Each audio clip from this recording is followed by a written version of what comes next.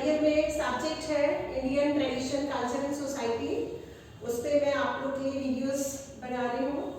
तो जो हमारी सबसे पहली यूनिट है उसमें हमारा जो सबसे पहला टॉपिक है वो यही है स्टेट, कि स्टेट की स्टार्टिंग कहाँ से हुई, स्टेट होती क्या है। देखो जैसे यहाँ लिखा है मैंने, the state in ancient India, the state in ancient India was considered necessary for it ensure peace, order and happiness.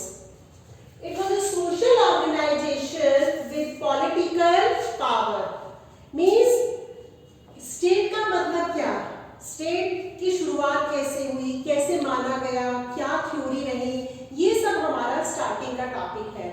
तो स्टेट को लेके काफी स्कॉलर्स में डिफरेंसेस रहे, फिलोसफर्स में डिफरेंसेस रहे कि स्टेट की डेवलपमेंट यहाँ से हुई, स्टेट की ओरिजिन यहाँ से हुई, स्टेट पहले ऐसी थी या स्टेट पहले ऐसी थी। तो अलग अलग लेवल पे अलग अलग थ्योरी डेवलप की गई। हालांकि हम लोग ग्रीक से इसकी शुरुआत मानते हैं, जब एरिस्टोटल ने कहा कि स्टेट क्या है, स्टेट वो है जहाँ पे पावर हो, लोग हो। इंडिया में भी कौटिल्य ने स्टेट की डेफिनेशन दी है कि स्टेट क्या होनी चाहिए, स्टेट जो कि जिसकी एक डिफाइंड टेरिटरी है, डिफाइंड पावर है, डिफाइंड वहाँ पे लोग हैं और एवरीथिंग एब्सोल्यूट अथॉरिटी है, ट्रूथ है, फैसिलिटीज है। तो everybody has given their own definition, they have tried to tell that what is state.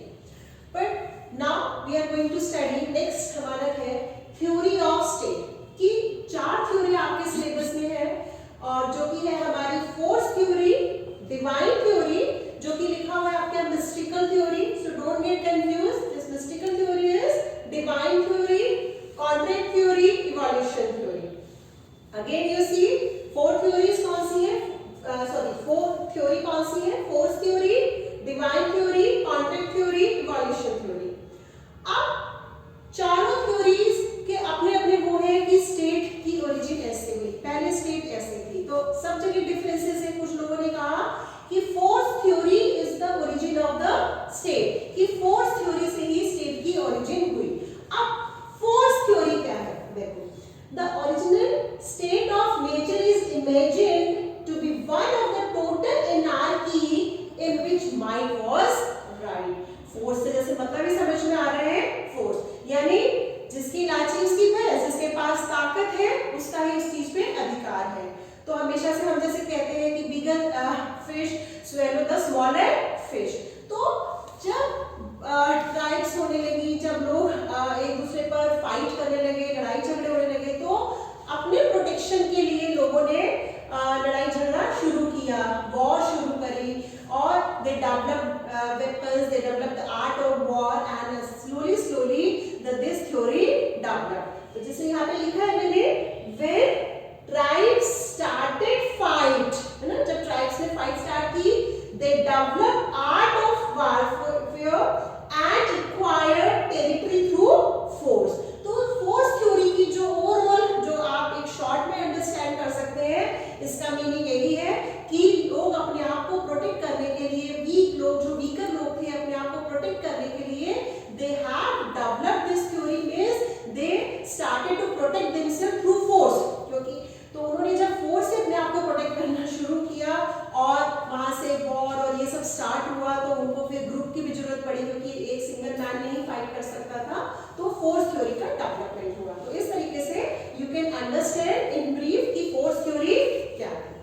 अब डिवाइन थ्योरी, तो डिवाइन थ्योरी क्या है, डिवाइन थ्योरी है हमारी the state is established and governed bye God himself. Divine theory क्या कहती है, नाम से ही लग रहा है कि स्टेट जो है वो स्टैब्लिश्ड कैसे होती है, कैसे हुई, गवर्न्ड बाय गॉड हिमसेल्फ, कि वो हर चीज में गॉड को मानते हैं। इसको एंशिएंट इंडिया में अपने महाभारत में भी देख सकते हैं, रामायण में लाइन, कि गॉड ही एवरीथिंग, कि गॉड ही है, सब कुछ है, भगवान ही राजा बनाता है और जो राजा है वो भगवान का ही एजेंट है, और उस राजा को ना मानना is the crime against God है। और जो भी किंग कर रहा है वो कर रहा है बिकॉज गॉड जो चाह रहा है वो कर रहा है। तो ही गॉड, किंग ही अकाउंटेबल है गॉड को, ना कि वो पब्लिक को। तो हर चीज जो इसमें कहा गया कि इनडायरेक्टली और डायरेक्टली गॉड ही इन्वॉल्व है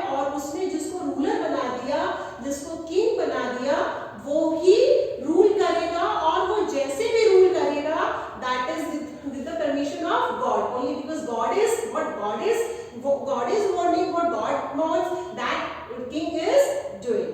And along with that, whatever action he is doing, whatever the step is being taken by the king, that all have to accept. No one can deny. तो divine theory ये suggest करती है, क्या क्या points लिखे हैं आप देख लीजिए. The state is established and governed by God himself. God may rule the state directly or indirectly through some ruler as an agent of God. उसको क्या माना गया? God का एजेंट माना गया. Disobeying the king is crime against God. ये हो गया. And then king is accountable to God, not people, not public. उनको accountable नहीं है, उसको जो भी जवाब देना है वो God को देना है. तो ये आपको ब्रीफ में बता दिया गया आपकी डिवाइन थ्योरी क्या होती है. नेक्स्ट आते हैं कॉन्ट्रैक्ट थ्योरी पर. कॉन्ट्रैक्ट थ्योरी बहुत बड़ी थ्योरी है क्योंकि इसमें 3 लोगों का नाम दिया गया है, Thomas Hobbes, John Locke and Rousseau. ये तीनों लोगों ने अलग अलग हिसाब से बताया कि कॉन्ट्रैक्ट थ्योरी क्या थी. तो अगर हम इसके डिटेल में जाते हैं तो ये बहुत बड़ी थ्योरी है क्योंकि हर किसी की थ्योरी हम पढ़ते हैं, लेकिन हम एक शॉर्ट में पढ़ना है तो हमें एक शॉर्ट में समझना है कि कॉन्ट्रैक्ट थ्योरी का मतलब क्या था. कॉन्ट्रैक्ट थ्योरी जैसे समझ में आता है एग्रीमेंट अमंग द पीपल, कि कॉन्ट्रैक्ट है ना, हम जानते हैं कॉन्ट्रैक्ट के मीनिंग से समझ में आ रहा है कि एक एग्रीमेंट लोगों के बीच में होना. हालांकि इन्होंने बोला क्या, इन्होंने कहा आपसे कि सोसाइटी थी लेकिन फुल ऑफ वायलेंस थी. वहां पे इतना ज्यादा वायलेंस था कि लोग ने अपने उस वायलेंस को रोकने के लिए जो है एक कॉन्ट्रैक्ट थ्योरी को डेवलप किया कि ताकि आपस में लोग एक दूसरे के साथ एग्रीमेंट कर लें कि तुम हमारे लिए और हम तुम्हारे लिए, तो there will be some law practice. Similarly John Locke ने कहा कि इन्होंने अपोजिट कहा, इन्होंने कहा ये वायलेंस था और इन्होंने कहा नहीं सोसाइटी अच्छी थी, ठीक था, लेकिन वहां पे लॉज नहीं थे. सिमिलरली रूसो ने बोला कि सिविलाइजेशंस नहीं थी, रूल्स नहीं थे, तो लोग जबकि लोग बहुत खुश थे, बहुत अच्छे से रहते थे, पहले सब कुछ ठीक था, लेकिन बहुत सारी चीजों की जो कमी थी, इसलिए ये कॉन्ट्रैक्ट थ्योरी बनाई गई जिसको वो लैक कर रहे थे. तो इसीलिए इसको हमने बोला an agreement among the people. फिर human governed by law of nature, ये इस थ्योरी का सबसे बड़ा जो डेफिनेशन है जो कि तीनों की उसमें आती है और इसको बार-बार बताया जाता है कॉन्ट्रैक्ट थ्योरी का मेन, कि लॉ ऑफ नेचर, कि ह्यूमन कैसे गवर्न करता है, वो लॉ ऑफ नेचर है. मतलब एक लॉ बनना चाहिए, हर एक का रूल्स होना चाहिए, पॉलिसीज होनी चाहिए. आप बिना लॉ के नहीं रह सकते. एक लीगल लॉज होते हैं, एक रूल्स रेगुलेशंस होते हैं जिनसे एक सोसाइटी रन करती है.